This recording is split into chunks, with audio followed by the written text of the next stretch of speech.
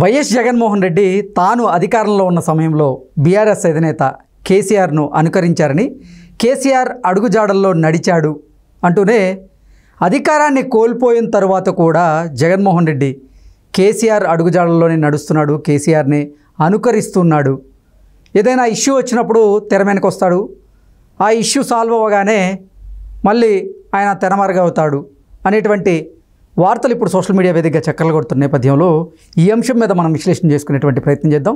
ప్రస్తుతం మనతో పాటు ఉన్నారు ప్రముఖ రాజకీయ విశ్లేషకులు, ప్రముఖ సీనియర్ జర్నలిస్ట్ డివిఎస్ గారు. సార్తో మాట్లాడదాం. సార్ నమస్తే. సార్ నమస్తే. జగన్మోహన్ రెడ్డి అధికారంలో ఉన్న సమయంలోనూ అలాగే అధికారాన్ని కోల్పోయిన తర్వాత కూడా కేసీఆర్ అడుగుజాడల్లో నడుస్తున్నాడు, కేసీఆర్నే అనుకరిస్తున్నాడు.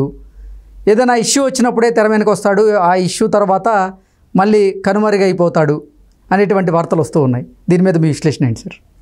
అంటే కలిసి వచ్చిందా కేసీఆర్ని ఫాలో అవ్వటం? ఆయన బాగా కలిసి వచ్చిందా? ఏది ఆయన అంత ఘోరంగా ఓడిపోయాడో అంతకు రెట్టింపు ఘోరంగా ఈయన ఓడిపోవడం కలిసి వచ్చిందా? పరిపాలనలో కేసీఆర్ని ఫాలో అయ్యాడు. మనం చూసాం, ఆయన ఫామ్ హౌస్కే పరిమితం కావటం, లేదా ప్రగతి భవన్కే పరిమితం కావటం కేసీఆర్. ఇతను తాడేపల్లి ప్యాలెస్కే పరిమితం కావటం. కాకపోతే కేసీఆర్ ఇంకా జగన్ లాగా వెళ్ళలా. ఏది కేసీఆర్ ఎక్కడికి వెళ్తే అక్కడ చెట్లు కొట్టించలా, కేసీఆర్ పరదాలు కట్టుకుని తిరగలా. ఇక్కడ కొంచెం ఒక అడుగు ముందుకేసాడు. చెట్లు కొట్టడంలో, పరదాలు కట్టుకు తిరగడంలో జగన్మోహన్ రెడ్డి కొంచెం అప్డేట్ అయ్యాడంట. అంటే ఇప్పుడు అతన్ని ఫాలో అవుతున్నాడు ఇప్పటికీ కూడా, ఓడిపోయినా కూడా. అంటే జగన్మోహన్ రెడ్డి మరి ఆయన ఓట్ పర్సంటేజ్ కూడా కేసీఆర్కి పడిపోయినట్టు 20% డ్రాపా మనం చూసాం. కేసీఆర్కి అసెంబ్లీలో 37% వచ్చాయి. అవును. కానీ పార్లమెంట్ ఎన్నికల్లో 4 నెలల్లో నీకేమైపోయింది? 17%కి పడిపోయాడు. 20% పోయింది ఓట్ బ్యాంక్. థర్డ్ ప్లేస్కి వెళ్ళిపోయాడు. 17 పార్లమెంట్ సీట్లలో 15 సీట్లలో 3వ స్థానం. అసలు ఉంటుందా లేదా ఆ పార్టీ? ఇవాళ ఏంటి, బీఆర్ఎస్ తెలంగాణలో రెపరెపలాడుతోంది. ఇప్పుడు ఆ దీపం ఎప్పుడు అరుదో తెలియదు. రేవంత్ రెడ్డి ఉఫ్ అంటాడా, లేకపోతే కిషన్ రెడ్డి ఉఫ్ అంటాడా అర్థం కావట్లేదు. ఎవరు ఉఫ్ అన్నా ఆరిపోయే పరిస్థితుల్లో అక్కడ రెపరెపలాడే దీపంలా ఉన్న బీఆర్ఎస్, కేసీఆర్, జగన్మోహన్ రెడ్డి కూడా అదేనా? ఇతను కూడా మరి 2-3 నెలల్లోనే ఈయన ఓట్ బ్యాంక్ కూడా 40% నుంచి 20% పడిపోద్దా?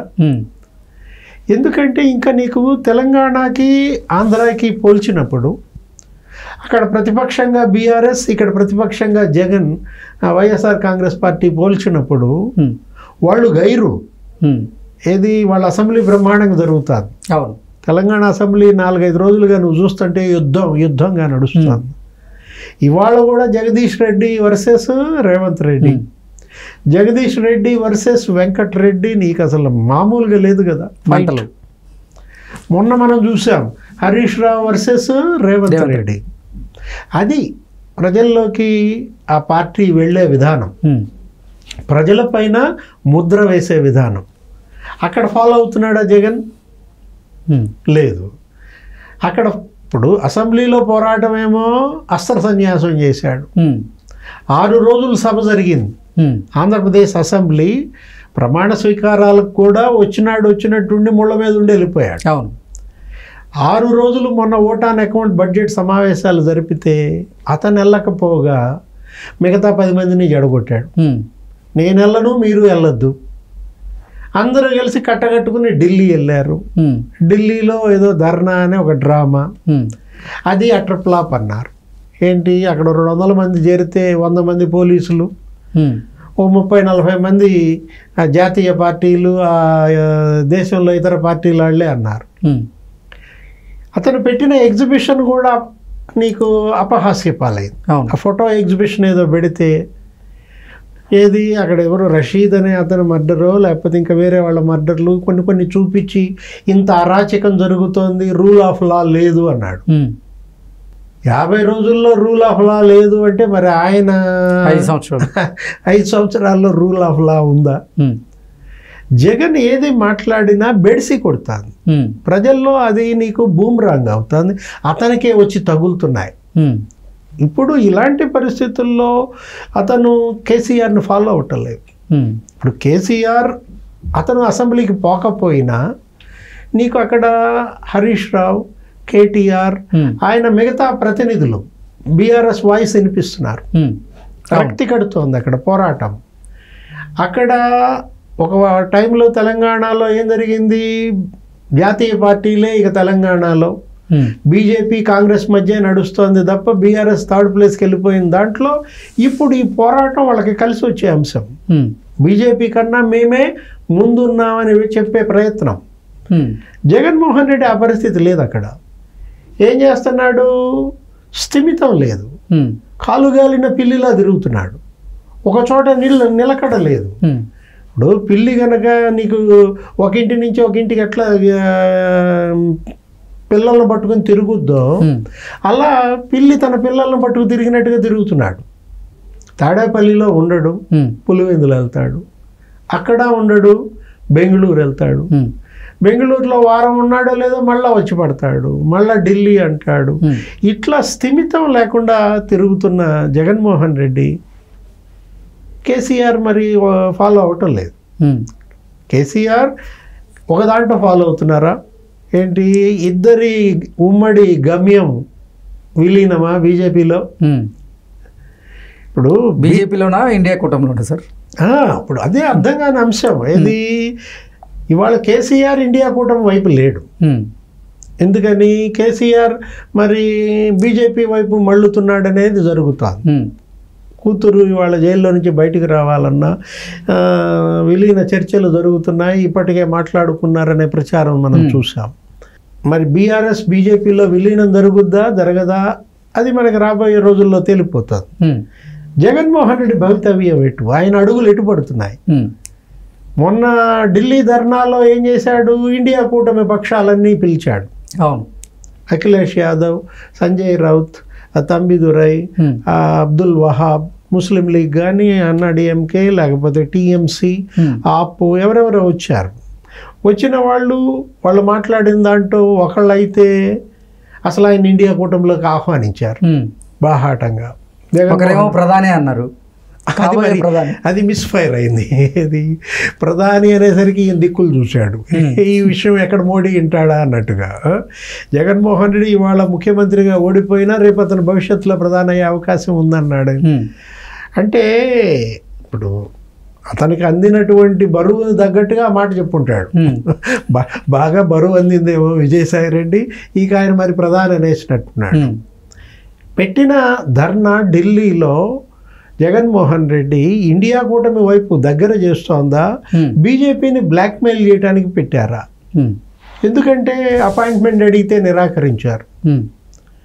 ఈ అరాచకాల పైన నేను వినతిపత్రం ఇస్తానంటే రాష్ట్రపతి కానీ, ప్రధానమంత్రి కానీ, అమిత్ షా కానీ ఎవరు అపాయింట్మెంట్ ఇవ్వని పరిస్థితుల్లో మరుసటి రోజే వచ్చేసాడు, వెనక్కి తిరిగి బెంగళూరు వెళ్ళిపోయాడు. జగన్మోహన్ రెడ్డి భవితవ్యం ఏంటి అంటే జనాన్ని వదిలేశాడు. జనంలో ఉండాల్సిన జగన్ జనానికి దూరం అయిపోయాడు. ఆ ప్లేస్ కోసం చెల్లి అడుగు పెడతాను. ఎవరు, షర్మిల ఇవాళ ప్రతిపక్షం నేనే అంటాను. వరద బాధితులకి ఆమె పర్యటించింది. ప్రతిపక్ష హోదా అడగడానికి సిగ్గులేదా, నీకు అసలు ఎమ్మెల్యేగా ఉండే అర్హత కూడా లేదు అంటూ వ్యాఖ్యలు చేశారు. ఎవరు, తెలుగుదేశం విమర్శ కాదు, జనసేన విమర్శ కాదు, బీజేపీ విమర్శ కాదు. ఇప్పుడు జగన్ ఇవాళ ఎవరి విమర్శలకు సమాధానం చెప్పాలి? చెల్లి విమర్శలకే అతను జవాబు చెప్పలేని పరిస్థితిలో అంత డిఫెన్స్లో పడతామంటే అతను అసలు పులివెందుల ఎమ్మెల్యేగానే అనర్హుడంది. అసెంబ్లీకి నువ్వు వెళ్ళకపోయావంటే ఇక నీకు ఆ శాసనసభ్యత్వం ఎందుకు, రాజీనామా చేయమని డిమాండ్ చేసింది. మరి రాజీనామా చేస్తాడా?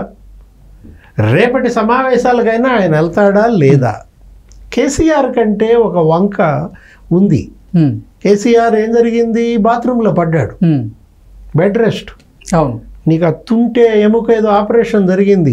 2-3 నెలలు ఆయన వెళ్ళకపోయినా జనం ఏమీ అడగలేదు, బ్లేమ్ చేయలేదు. ఎందుకని, పడ్డాడు, ఏం వెళ్తాడులే, చికిత్స జరిగింది కదా. ఒక 4 నెలలు అందరూ వెళ్ళి పరామర్శించడమే జరిగింది కదా. రేవంత్ రెడ్డి కూడా వెళ్ళి పరామర్శించాడు కదా హాస్పిటల్కి. అలాంటి పరిస్థితి జగన్కి లేదు. ఇప్పుడు జగన్మోహన్ రెడ్డి అసెంబ్లీ ఎగ్గొట్టాలంటే బాత్రూంలో పడాలి. అది కూడా తను చిన్న, ఆయన అంటే పెద్ద వయసు, ఈయనేంటి, ఈయన ఎంత ఉంటుంది ఈయనకి ఏజ్కి మహా అంటే 54, 53 ఏళ్ళు కదా. అనారోగ్య కారణాలతో అసెంబ్లీకి పోలేదు అని చెప్పలేని పరిస్థితి. దిట్టంగా ఉన్నాడు, ఎందుకు వెళ్ళడు? చెల్లె అడుగుతోంది కదా, షర్మిల చేసే విమర్శలు మనం చూస్తున్నాం కదా. వరద బాధితులకి నేను వెళ్ళాను, వాళ్ళ దగ్గర నిలబడ్డాను, మొలలోతు నీళ్లల్లో దిగాను, డిమాండ్ చేశాను, ముఖ్యమంత్రికి లెటర్ రాశాను. షర్మిల విమర్శలకి గమ్మత్ ఏంటంటే కృష్ణ, ప్రభుత్వం స్పందిస్తోంది. ఆమె చేసే ప్రతి విమర్శకి ప్రభుత్వం నీకు రెస్పాండ్ అయ్యి చేస్తోంది. ఇప్పుడు వాళ్ళకి పరిహారం డిమాండ్ చేసింది, 5 జిల్లాల్లో రైతులు ఇబ్బంది పడుతున్నారని. వెంటనే ముఖ్యమంత్రి స్పందించి నీకు అయ్యని పంపిణీ బిగించేశారు. నిన్న మనం చూసాం 5 మంత్రులు పర్యటించారు, అచ్చెన్నాయుడు, అనిత, రామానాయుడు. ఇది కదా కావాల్సింది. ప్రతిపక్షం అనేది నిలదీయాలి, అధికార పక్షం ప్రజల్లోకి రావాలి. ప్రతిపక్షంగా జగన్మోహన్ రెడ్డి వైఫల్యం రేపు అతని పార్టీనే మింగేస్తుందా? జగన్మోహన్ రెడ్డి స్థానంలోకి షర్మిల వస్తుందా? జగన్ పార్టీ స్థానంలోకి ఇవాళ షర్మిల పార్టీ అడుగు పెడుతుందా? 40% ఓట్ బ్యాంక్ 20%కి పడిపోతుంది. Okay sir, thank you so much.